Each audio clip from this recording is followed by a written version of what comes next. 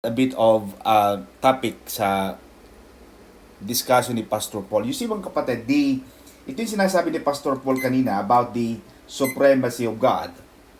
You see, pag binasa mo ang Genesis chapter 1, pag binasa natin mga kapatid ang Genesis chapter 1, mga taga-Israel, mga kapatid ko dyan sa Israel, kailangan kayo ay may sariling ninyong Bible. Amen? At ang Bible, Brother Jezreel, hindi lang sapat na Bible app. Kasi ang iba, Bible app, iPad ang dala. Hindi mo alam pag sinabing, buksan natin ang Bible, hawak ay app. Hindi mo alam kung Bible verse talaga ang binubuklat o baka naman Facebook na mga, amen ba mga kapatid? Alam na this eh. Kaya ang mahalaga talaga mga kapatid, para magkaintindihan tayo, ang hawak nyo talaga, Bible, para alam ng pastor na talagang Bible. Ang iba pa, Brother Jezreel, ang phone nakatago sa Bible ha. Sa Bible nakatingin, pero ang binabasa, text message, nakatago, yung kanyang phone nakatago sa Bible. Naku mga kapatid, pag araw ng linggo mga kapatid, tayo ay ibibigay natin ang ating totoong paglilingkod sa Diyos. Because ito ang turo ng ating Pastor Paul kanina, about the supremacy of God, about God's preeminence, pre-existence before the creation of the universe. In Genesis chapter 1 verse 1, in the beginning, God created the heavens and the earth. So makikita mo dito, Sister Marife, that in the beginning, there was a beginning. And in verse 2, the earth was without form and void, and darkness was about the face of the deep, and the Spirit of God moved upon the face of the waters. You see mga kapatid, when God created the universe, in the beginning, in Genesis chapter 1 verse 1, Sister Jing, it was actually the second creation. It's not the first creation. Why did we say that, Sister Cecil? We have to understand about the creation. When God created the universe for the first time, mas nauna niyang ginawa ang mga anghel eh. Pag binasa mo ang Job in Isaiah, in the book of Isaiah, the book of Psalms, the book of Jeremiah, and the book of Job specifically, you will understand mga kapatid that the angels were created first. Naunang ginawa ang mga anghel. So when there was the 1/3 of the angels, yung tinatawag nilang fallen angels, brother, just to give you a background of how it was, and it's relevant to the supremacy of God. The fallen angels, the 1/3 of the fallen angels, fell from the heavens. So makikita mo rito, Sister Cecil, that in the beginning, God created the heavens and the earth. So ginawa ng Panginoon, pero pag binasa mo mong Genesis chapter 1, Sister Cecil, wala kang makitang ginawa niya ang langit. Paano niya ginawa ang langit? Wala. Sinabi niya lang, ginawa ang langit. But unlike the earth. Ang earth, very detailed eh. Kita mo? First day, ginawa siya ng mga firmament and waters. Second day, ginawa niya mga halamanan. Third day, gumawa siya ng mga solar system. Fourth day, gumawa siya ng mga fish. And these are all in our tinatawag nating subdivision of the galaxy. God created our own subdivision in our entire galaxy, the heavenly bodies na tinatawag. But the heavens was not really particularized. So what I'm trying to say mga kapatid was that in Genesis chapter 1, it was the second creation. Because Sister Cecil, makikita mo rito that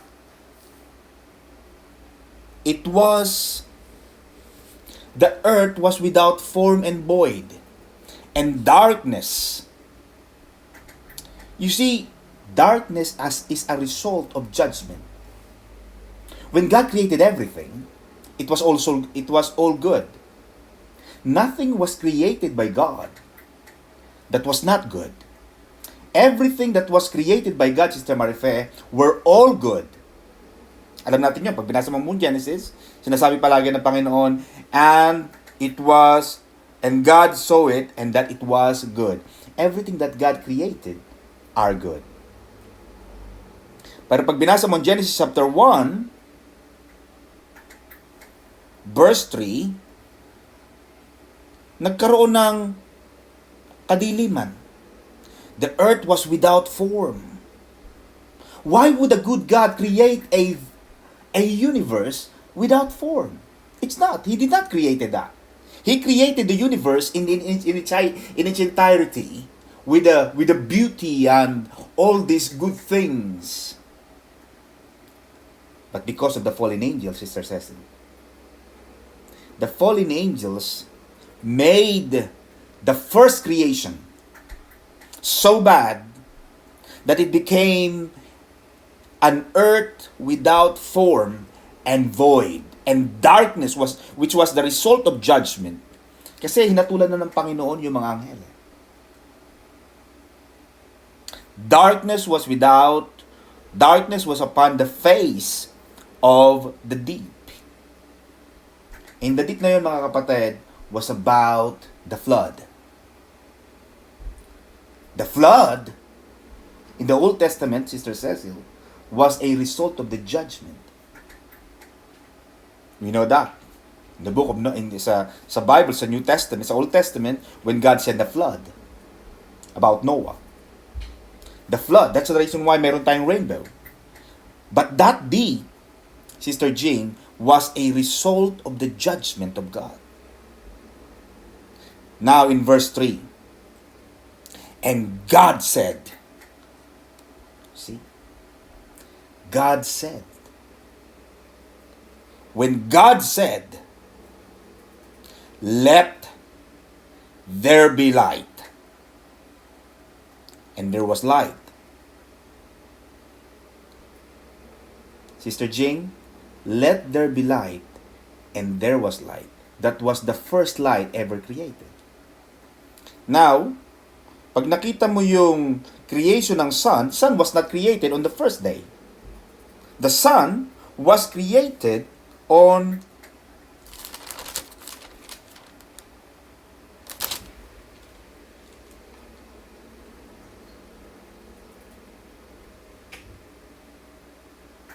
the sun was created on a different day.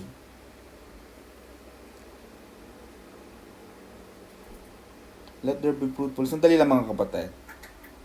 Let there be lights. So, on the verse 14, and God said, let there be lights. Let there be lights in the firmament of the heavens to divide the day from the night.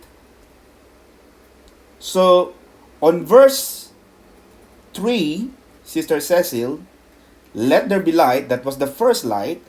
And in verse 14, let there be lights. This was the creation of the solar system.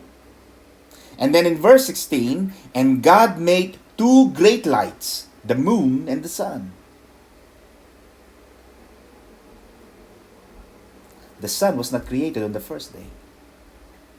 The sun, the sun, was created on the fourth day. But the first day, He created the light. That light, Sister Milen, was Jesus. Jesus said, I am the light of the world. Jesus said, before the beginning of time, before the creation of the four foundations of the world, there I was. God never created something with a darkness, with a voidness, and formless. But because of the sins of the fallen angels, you see, pag binasa mo ang John 10:10, Sister Marife, the book of John, St. John, the Satan comes to steal, to kill, and to destroy. He destroyed the first creation. That's why God has to recreate the second earth. So the book of Genesis chapter 1 is not the very first creation. Mababasa natin yan sa ating paglakad, sa ating mga Bible studies. In the New Testament, the Jewish people were saying na ang Panginoon, mga kapatid, ay namumusong o yung tinatawag nilang blasphemous. Kasi sinabi ng Panginoon mas matagal ka ba, sabi ng mga eskriba, mas matanda ka pa ba sa aming amang si Abraham? Sabi ni Jesus, yes. Before Abraham, I was. Galit na galit sa kanya mga Pariseo. Hindi sila makapaniwala. Because pag binasa mo ang Old Testament, Brother Jezreel, in the book of Genesis, nagpakita ang Panginoon in a human form to Abraham. So makikita mo, Brother Jezreel, that this Jesus had been showing himself not as Jesus, but as a God. As angel of God. With a big letter A, not small letter A. So yung sinasabi rito ni Apostle Paul, at today with Pastor Paul, in the book of Colossians chapter 1, verse 15, Jesus is the image of the invisible God. Jesus is the image of the invisible God. That word, image, Sister Cecil, was written in Greek. Greek word, ikon, E-I-K-O-N, which means two ideas. Number one, ikon, likeness. Hello mga kapatid. Sister Maripe, paki-mute mo yan. Thank you, Pastor Saldi. The Greek word ikon was in Greek word. You see, mga kapatid, that's the reason why most of the time if you hear from bishop and other pastors, they normally translate the words in Hebrew, Greek, and Aramaic. Because the Bibles were written in these three languages. And it's important for us to understand the meaning of each word, because what we read now are just the translation or conversion from the old manuscript. And there are times, Brother Jezreel, na hindi natin pwedeng isulat lahat ang pagkakasulat talaga, yung pagkakasalita. And that's why we need to go back to the original manuscript. How was it written? What was St. Paul meant when he said he is the image of the invisible God? What does he mean by that? And he meant likeness. As in, the image on a coin. Kaya pag tumingin ka sa isang coin, laging may mukha. Or the reflection in a mirror. So whenever you see God, whenever you see Jesus, Sister Marife, you see God. You see God. Nakikita mo ang Panginoon when you see Jesus. And then ikon is also mean manifestation. With the sense that God is fully revealed in Jesus. Mismong yung Diyos na yon, mga kapatid, ay nakilala natin sa pamamagitan ni Jesus. Kaya tama yung sinasabi ni Apostol Pablo na huwag kayong maniwala sa mga maling aral. Kasi may mga aral kasi, mga kapatid ko, may mga doktrina na nagsasabing si Jesus daw ay hindi Diyos. Tao raw si Jesus. Yes, tao siya. Nagkatawang tao siya But they forget, Sister Milen, that Jesus, 100% man and 100% God. Let me tell you this. Brother Jezreel, nung tinanong ng mga tao, Jesus, kailan ka po darating? And Jesus said, ang ama ko lamang ang nakakaalam. At maraming relihiyong ginagamit yon. Kung talaga daw Diyos si Jesus, dapat alam niya. Pero Sister Maripa, hindi masabi ni Jesus Bakit? Because pag tinignan mo ang trilogy, yung three Godheads, pag tinignan mo yung triangle na yan, on the top of the triangle is God the Father. Yung triangle na ito, mga kapatid, on the side here, yung triangle na to sa side, on the left hand side, is Jesus. Doon sa labas ng triangle na yon, Brother Jezreel, sa labas ng triangle na yon, nandun yung 100% man of Jesus. Inside of that triangle, of the three Godheads, the trilogy, inside of that triangle, inside doon sa pangalan ni Jesus, nandun pa rin yung 100% God. And when Jesus was asked, when is He coming back again? Jesus was at the outside of the triangle. He cannot answer because He is a man. But now that Jesus is in the heavenlies, He is now 100% God. If you ask Him, when He is coming back, of course, He can say yes. Maraming taong hindi naniniwala. And this is the problem. Kaya pag binasa mo ang John 3:17, pag binasa natin mga kapatid ang John 3:17, ito ang magiging kahihinatnan mga kapatid ng mga taong hindi naniniwala sa Diyos. John 3:17.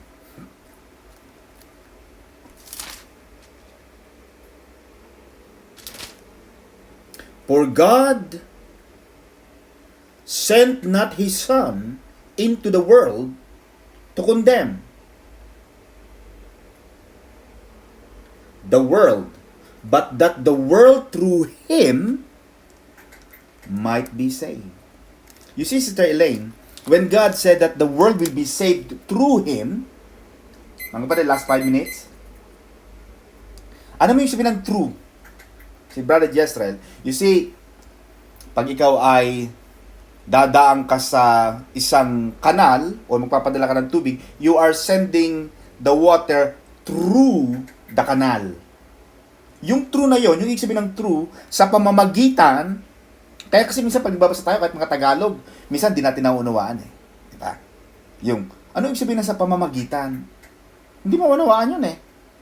Ay mga kahit Pilipino, hindi mo unawaan yun sa pamamagitan. Hindi natin alam ang ibig sabihin nun. But if you get deeper to the word, Sister Cecil, through, sabihin, yung salvation, Sister Cecil, came through Jesus Christ.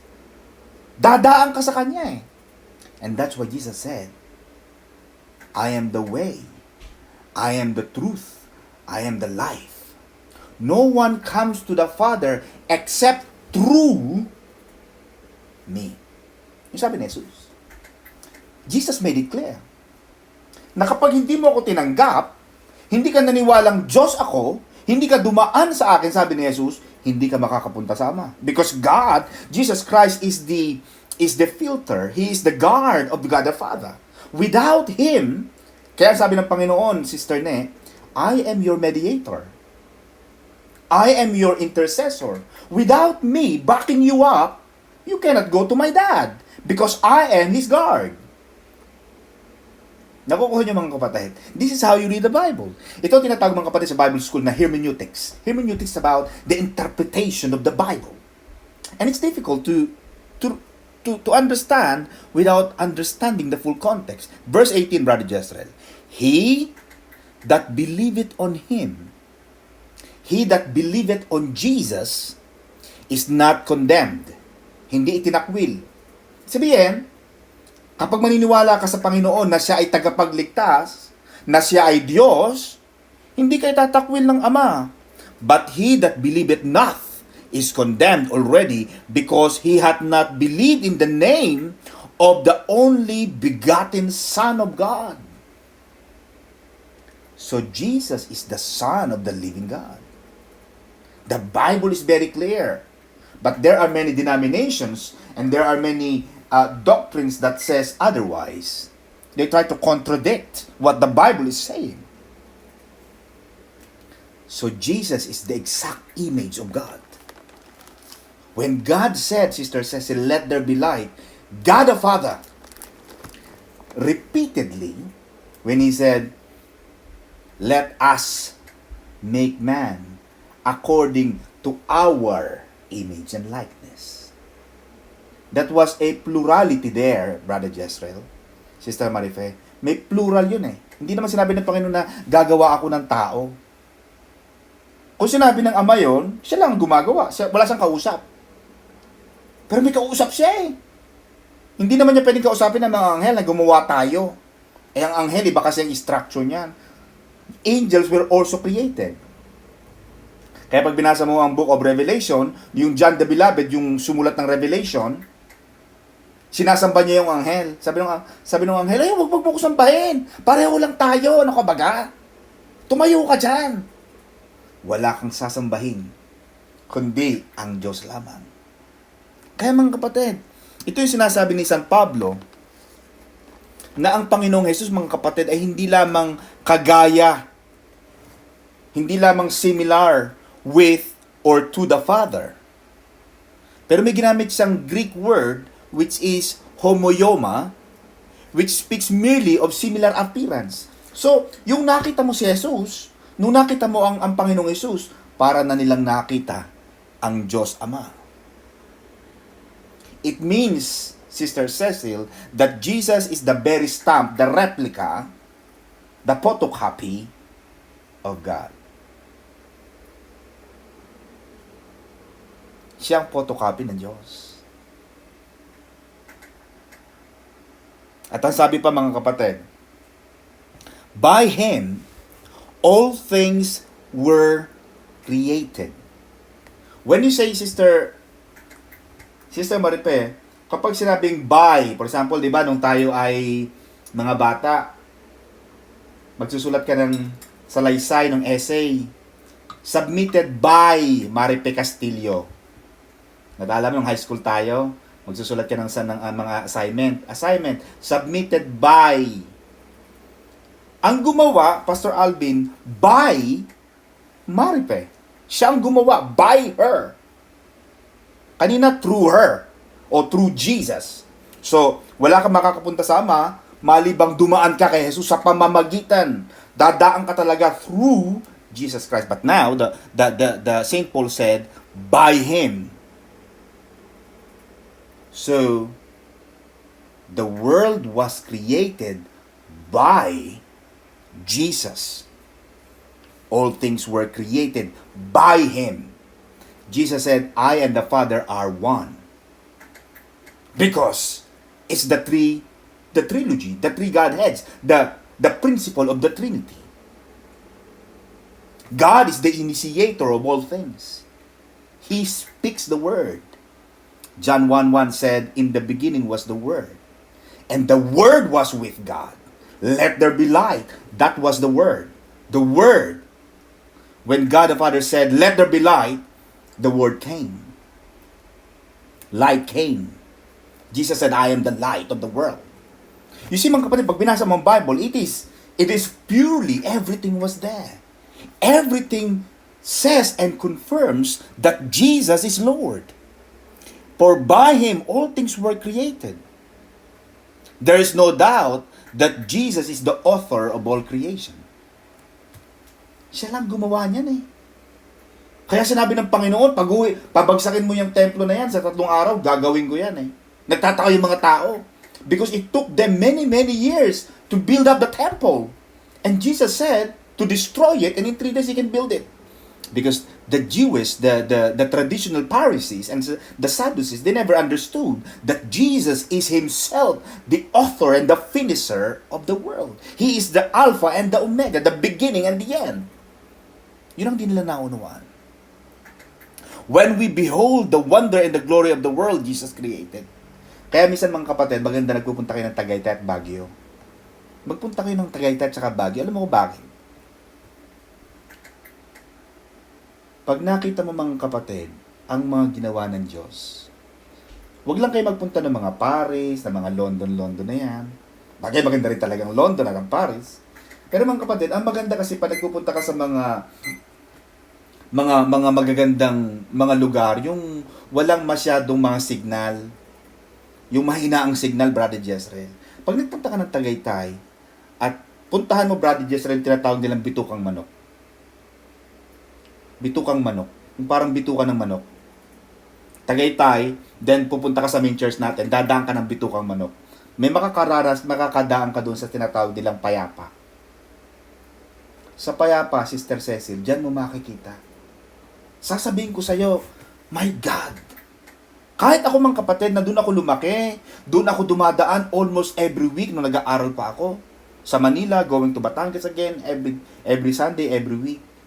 Pero I have never, ever discounted. I never went there without stopping in Tagaytay, wondering the magnificent creation of God. Kasi makikita mo doon eh. Sister Marife, sa mga hindi taga Batangas, Brother Jezreel, Sister Arlene, yung mga taga Masbate, dumaan kayo makikita mo yung ginawa ng Panginoon eh. How could this God create a magnificent creation like this? Kasi makikita mo ang ganda. Makikita mo yung mga taal volcano, yung mga bundok, yung mga taniman, yung mga puno. Makikita mo yung mga ibon, very very peaceful. Bakit kaya maganda yung kinakanta natin na how great thou art, how great thou art.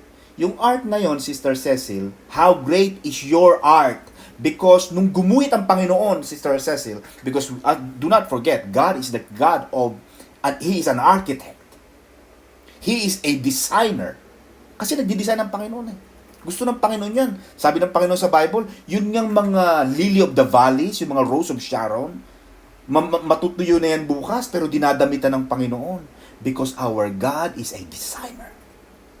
He's a fashion designer. Gusto niya maganda ang kanyang mga nilikha. Amen ba, mga kapatid? Kaya tayo, mga kapatid, tayong kanyang mga nilikha, tayo ay obra maestra or masterpiece ng ating Creator. Kaya huwag kang maniniwala sa mga taong pangit-pangit mo. You are created. Amen ba? Ikaw ay maganda sa paningin ng Panginoon at wala kang kagaya, Brother Jezreel. When God created you, itinapon ng Panginoon yung hulmahan. Wala kang kagaya. Kaya makikita mo, Sister Jing, pag ikaw ay nagpunta ng mga airport, yung ating thumb mark, yung ating iris, yung ating palpitation, yung ating pulse, yung ating pulso, yung ating pagtibok ng puso, magkakaiba yan. Hindi wala kang kagaya. Bakit? You are a special creation of God. Amen? You are an apple of God's eyes. Amen? Kaya pag tumatawag ka sa Panginoon, mga kapatid, you are calling the Creator of the universe. At walang gustong-gusto yan. Kaya ito ang sabi ni Pastor Paul kanina. Walang gustong-gusto ang isang ama. Walang pinakamataas na hangarin ng isang magulang ang ating amang nasa langit, kundi ibigay ang lahat ng bagay na ating hinihingi. Amen? Wala kayong hihingin sa Panginoon na hindi kayang ibigay ng Panginoon. Itong ating Panginoon, mga kapatid, ay Diyos na gumawa ng langit at lupa. Kaya kung hihingi ka lamang ng isang bahay na barong-barong o bahay na 3 bedrooms, ano naman sa Diyos yan? Nagawa niya nga, mga kapatid, ang buong sanlibutan sa pamamagitan ng salita. Kaya pag humingi ka sa Panginoon ng Panginoon, gusto ko po magkaroon ng 10 million pesos. May nawawala ba sa Diyos? Wala. Lahat ng bagay ay kayang ibigay ng Panginoon. But the question is this, will you believe? Will you believe that every time you ask the God of creation, the master planner of the universe, when you ask, do you believe that God will give it to you? When you believe, God works. When you believe, God works. Kaya pag ikaw ay humingi sa Panginoon ng isang bagay, kahit mahirap, pero naniwala ka, kahit yung mga tao ngayon eh. Yung mga tao ngayon mahirap, pero naniwala sila na balang araw, magpapagawa ako ng magandang bahay. Naku, tingnan mo, mga 10, 15, 20 years. Magbabago ang buhay niya. Kasi naniwala siya eh. Amen? Ganon din tayo, mga kapatid. Lahat ng bagay ay nangyayari sa mga taong may paniniwala, may pananalig at pananampalataya sa ating Diyos na lumikha. Amen? Palakpakan natin ang Lord, mga kapatid. God bless you all. Back to you, Pastor Paul.